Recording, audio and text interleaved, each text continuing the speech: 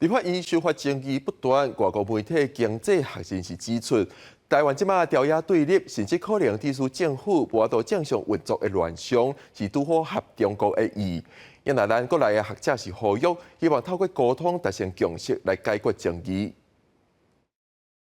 英国媒体经济学人指出，为去年立法院通过选罢法、在位法、宪法诉讼法三大争议法案，到最近的总预算风波，拢引起朝野真侪争议。台湾当咧这款乱象是拄好合中国北京当局的意。学者讲，要是希望透过理性沟通来达成共识，和平解决争议。这边的迄个修法吼，基本上都是进前拢无好好讨论，无得到社会的共识吼所以这款的修法其实拢是对台湾的宪政的民主吼一个正大的伤害。大家爱来想看，咪讲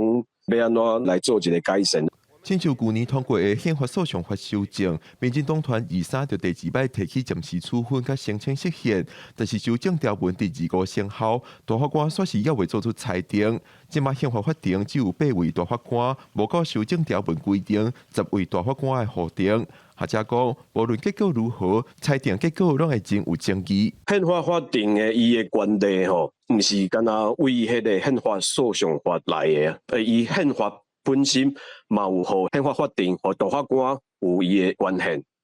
所以若是讲法律的规定互伊的宪法的权利无法度来运作的时阵宪法法庭就会当讲上重要是我宪法的权利爱会当实现，因当然是会当讲暂时无要去适用新的法律。经济学人指出，美国新的 Trump 政府拄上台，台湾特别向 Trump 政府展现盟友的关系，说互立法院冻结部分关键国防预算，对台湾甲华府的关系是一种伤害。经济学人也讲到，朝野对立的这款乱象，也提示台湾政府有无法度正常运作的可能性。